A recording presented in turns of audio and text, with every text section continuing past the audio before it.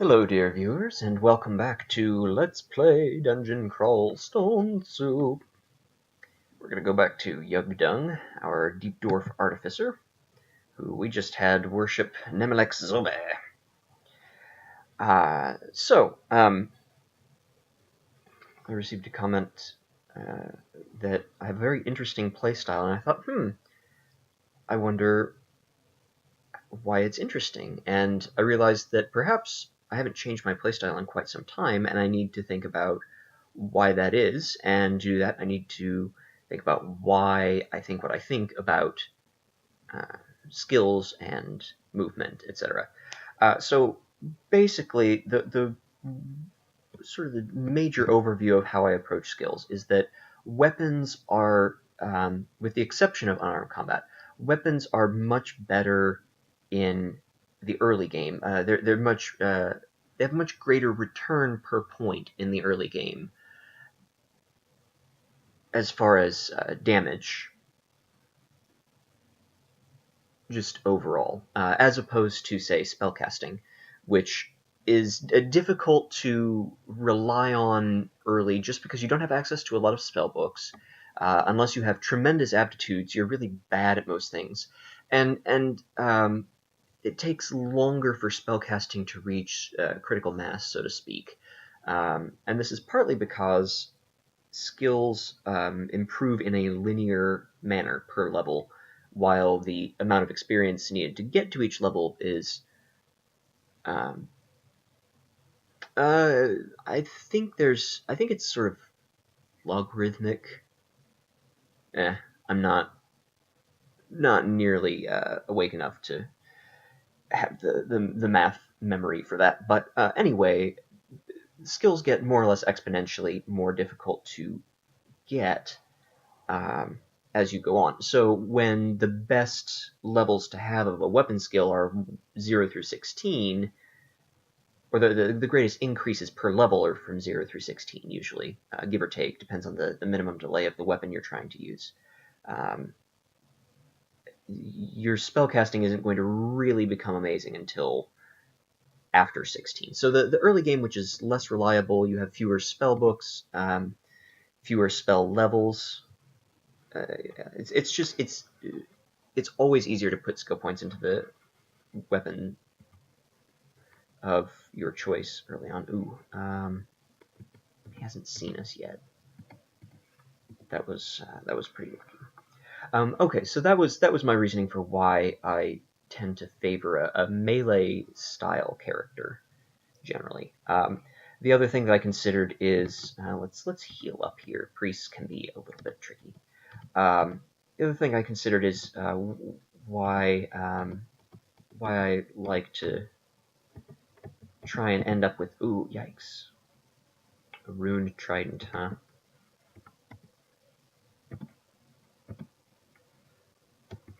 I think he can do 22 damage to us in one go. I think he did earlier. Okay, well, let's definitely pick up this trident. We can try it out because Axis cross trains with pole arms. Plus true trident of protection is good. It's very good. But I think we want to keep using this axe. We'll keep that in mind, though. Protection is a good brand. So really, what I'm considering right now is putting on this plate armor, because really I was training dodging for a little while in hopes that the just percent chance to have 0 damage would work out better in the early game, but I really think that I erred in that decision. I think that armor is just the way to go from the very beginning with a Deep Dwarf. Go big, and if you're going with a spellcaster, I assume you would use things like Oxubu's Frozen Armor or what have you, things which increase your armor class, spells which increase your armor class. Works well with Stone Skin, probably. Oh yeah, I bet it's great with Stone Skin. Or Statue Form. I don't know if there is a Stone Skin, I don't remember. I think there is.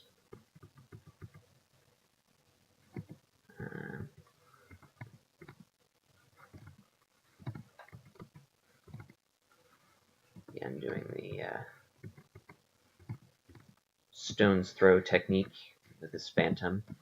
I don't know if this is actually more effective than just hitting it, but at the very least, I feel like it reduces my user error in these kinds of situations. Rather than trying to chase after it, because the worst way in the game that you can spend to use a turn is to take a step towards nothing that does nothing for you with something hitting you. Cool. Level 8. Feel clever. Got a point of intelligence, which doesn't do a lot for us, I don't think. Yeah. Let's go ahead and charge that up again. Only 3 charges that time. That's fine.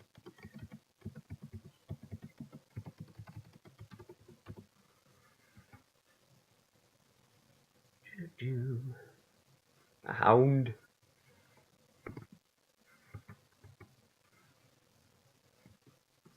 I probably could use the sling a bit more. We do have an aptitude, a good aptitude for it, or at least a decent one. And they're in 0.15, they reworked all the ranged weapons, but slings in particular got some interesting changes. They added a new category. The hunting sling is what used to just be called the sling, and now there's like a great sling or something that's higher base damage. It tells you, oh, interesting, firing bullets just increases the base damage by 2. Huh. Interesting. Yeah, and ranged weapons now also scale identically to melee weapons as far as how the skill influences it. It just reduces the minimum, or reduces your attack delay by 0.1 for every 2 levels. So to reach minimum delay, to reach 0.6 turns per attack on this particular sling would require a skill of 12. You can kind of shorthand that.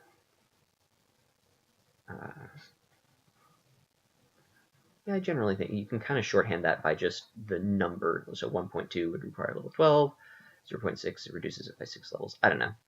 That might just be this case, and it's an odd coincidence. But anyway, that is to say that they used to scale more like, well, it was a very complicated and strange formula. Oh, Menkore, the Prince of Dust. Oh, he's real tough at our level. He looks dangerous. Yeah, he does. He looks quite dangerous. Immune to poison and negative energy. I think our pain-branded axe is going to be bad in that scenario.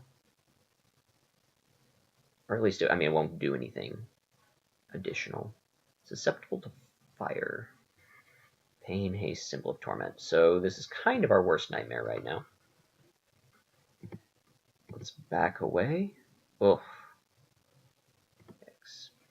Okay, we can't break line of sight. I probably should have known that. Well, let's see. What are our options?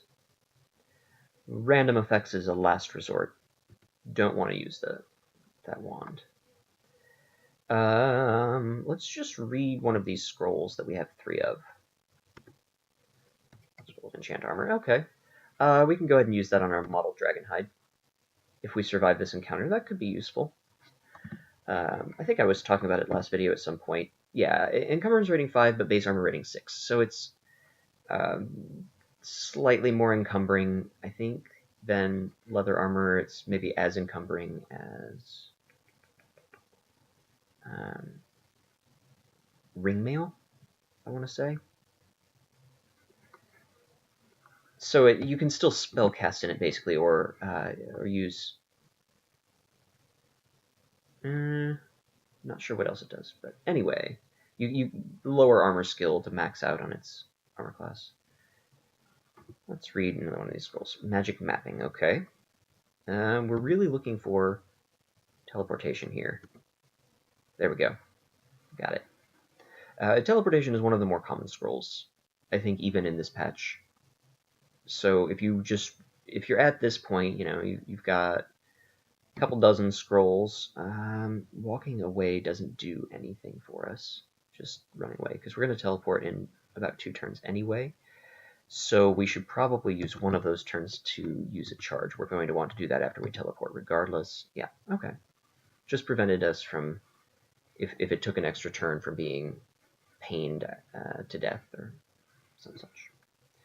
So I am curious if... okay, there was a staircase down. I doubt this was a vault with any treasure or anything. But... so I think at this point...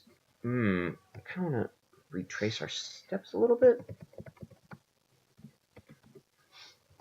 Pull this ant upstairs.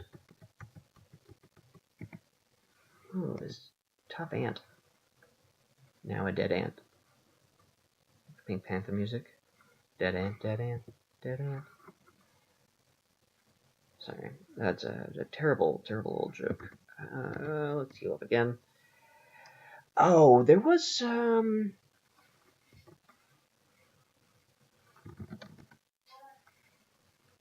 shiny ring mail for sale. I'm kind of tempted to get that. The chainmail of fire resistance looks good too. I might pick that up. Yeah, let's do that. So that, what I did just there was Control F and just typed in armor, find, and then you select the thing, and then you go there. Anyway, to resume your previously selected course, you press Shift G, and when it says where to, you just hit enter again. You can also use the bracket keys to move up and down floors, I think. There's some really cool commands if you delve into the actual instructions of the game. Some really neat things you can do with the map and setting waypoints and things like that. We'll set a waypoint when we get to the lair. I can show you guys how to do that. If you don't know already, let's see, here we go, Jay. Yeah, I think, 11 armor class is going to be much better than 5 or whatever it was. 11 versus 5, yeah. And evasion 13 versus evasion 6.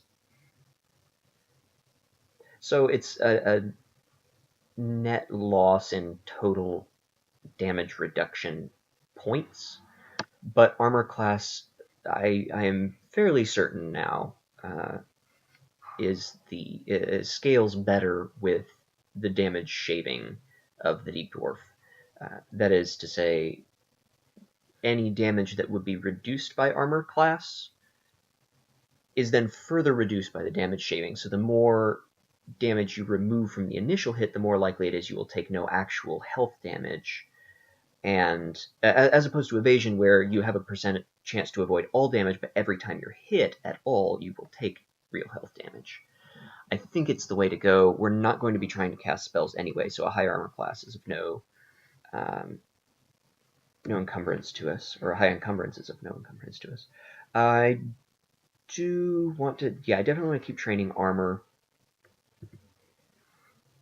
We're strong enough to offset the penalty for wearing armor that's kind of above our skill level, so we'll miss slightly more frequently in combat.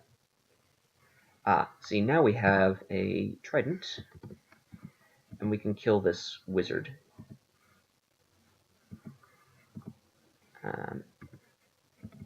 Just evoke it across the... just press V when you're wielding a trident to use its reach attack. And, I mean, we just kind of do this. We're high enough level now that magic darts aren't really going to get past our damage. Puffs of Flame do, but they sort of rotate through their spells. I think they have an equal chance to cast each of the spells in their spellbook every other turn or something.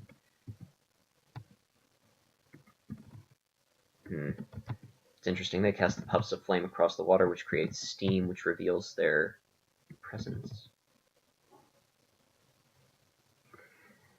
At this point, really, I think it's worth expending well, maybe not. Try a wand of random effects.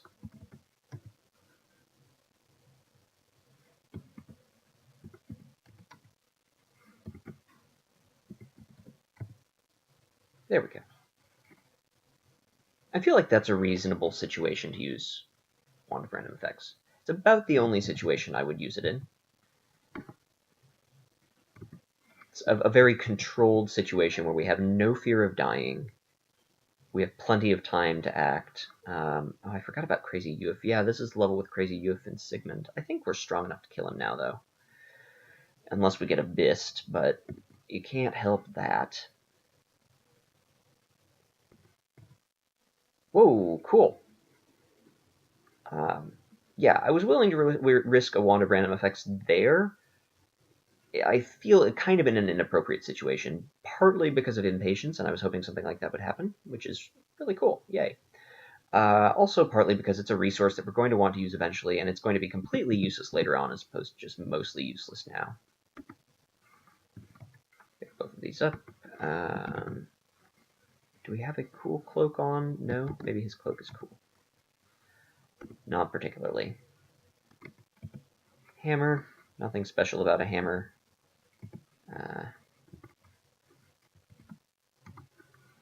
Yeah, plus 3 base damage, 7. It's slightly better than a club. Not quite as good as a mace, I don't think. It's between club and mace.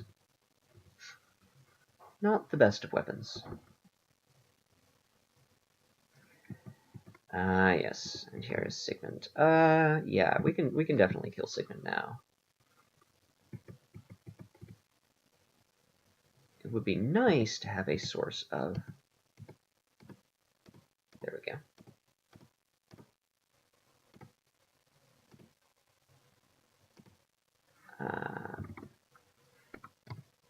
Source of See Invisible. Sorry, I finished my sentence.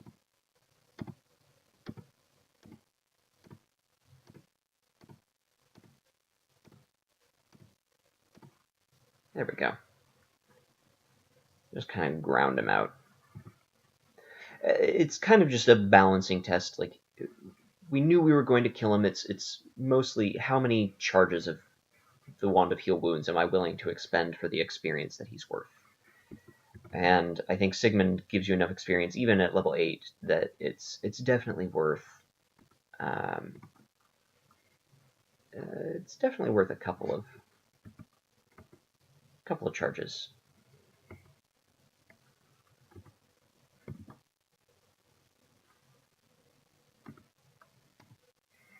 Because if you average out the recharges to, say, 3, which is very conservative, I think that usually it's... I think it's an actual average of 4, or closer to 4. But if you say 3, being pessimistic, 3 charges per point of mana, we would right now have 36 charges on our wand remaining, which is, if you'd say, an average of 20 points of health per heal, which is, again, very conservative, but you kind of want to plan for worst-case scenarios if you can afford